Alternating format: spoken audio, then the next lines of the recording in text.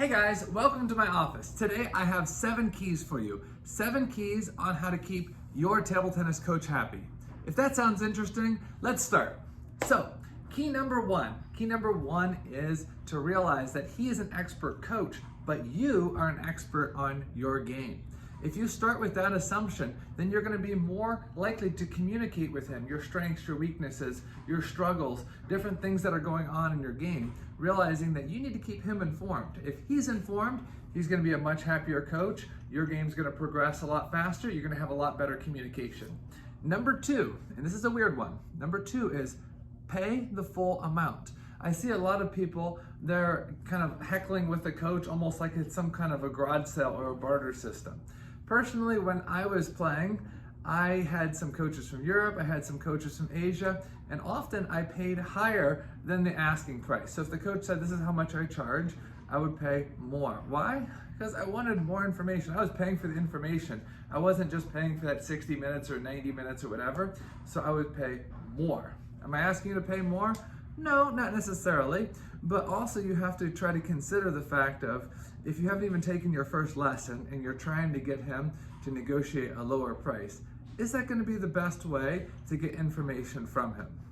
I don't recommend trying to negotiate the price lower, but if you are taking a lot of lessons, a lot of coaches will take this into consideration. But if you're going to negotiate a price, make sure you do it in a kind, loving way, as opposed to trying to get him on your bad side from day one.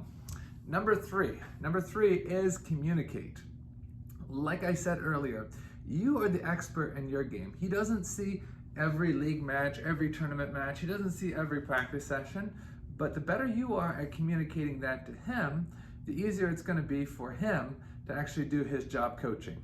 Point number 4, listen, notes, tripod, and questions. You need to be a good listener. When he's talking, you shouldn't be going around picking up balls. You should actually stop and listen and engage in what he's actually saying.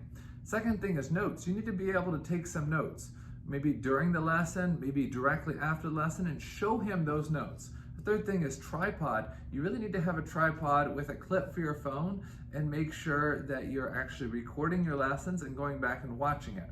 A lot of times people think, well, I'll remember what I learned, but the reality is, within a few days, you will have forgot at least half of the content from the lesson. So reviewing your notes is critically important. And questions. Why are questions important? Questions are important because it shows that you're actually actively engaged in what is being taught. Good questions also help the coach to understand your understanding of the content. The next thing is don't compare. Don't compare too much. It's okay to suggest things to the coach, but to say, well, Samson does it like this, or well, Bobby does it like this, it's just kind of insulting to the coach. So how do you suggest it? Well, instead of saying, well, Samson shows up 2 hours before a tournament match with his students and he practices 45 minutes of serves and 45 minutes of serve return and footwork and game situation drills. You don't have to compare. You can just say, hey coach, I play at 11:30 a.m. I think I'm going to show up around 9 and do my serve practice. So you can just tell him what you're planning to do, or you can suggest things like, do you think it would be helpful if I practice a little bit of blocking before this match? Or, hey coach, would you mind chopping to me so I could practice my loop against chop? So you can suggest things, but don't compare. Comparing your coach to another coach is a way of hurting the relationship. Just friendly suggesting ways that you think that, hey, maybe I could prepare for this match better, or maybe I could practice these things. These things are going to be a lot smoother than comparing.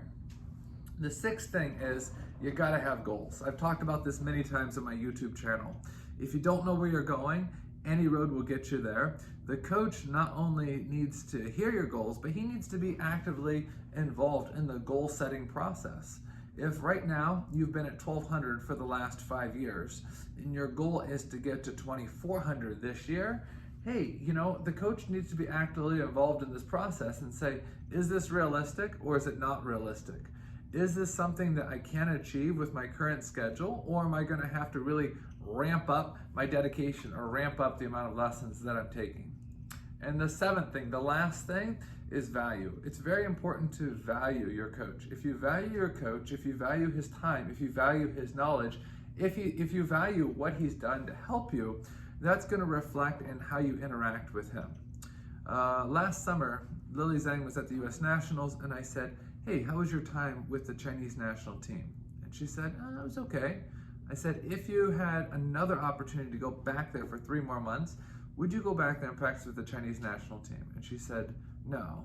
I said, really? She said, well, I would if I could bring a coach with me. See, Lily Zhang, US Olympian, values a coach so much because she knows that a coach can see things and understand things that maybe she can't see in herself. You know, everybody has a picture in their mind's eye as to how they're playing, but a coach actually can see from an outsider's perspective and understand things that you can't understand. So a coach is important, and I feel like here in the US, oftentimes we don't value a coach enough. There's a big difference between practice partners and coaches. Practice partners, their job is to make sure that you have a good practice. They need to be at a good level. They need to be competent enough that they can at least somewhat do the drills with you. The coach, his job is to help with your playing system, help with your game structure, help with motivation, help you to understand your strengths and your weaknesses better, and to kind of give you daily goals on what you need to be working on. So don't undervalue or underestimate the value of a coach. If you value your coach, if he feels that you value him, he's going to be more motivated to help you more and more in the future. So let's just recap here, and then I'll let you go for today. The first thing is understand that you are the expert in your own game. The second thing is don't turn it into a garage sale where you're trying to always barter for lower rates. The third thing is communicate. This is important not just for table tennis, but in all relationships. Make sure that you're communicating regularly with the coach. The fourth thing is make sure you ask good questions. Make sure you take good notes. Make sure that he understands that you're actively engaged and eager to learn. The fifth thing is don't compare too much, but it is okay to suggest things.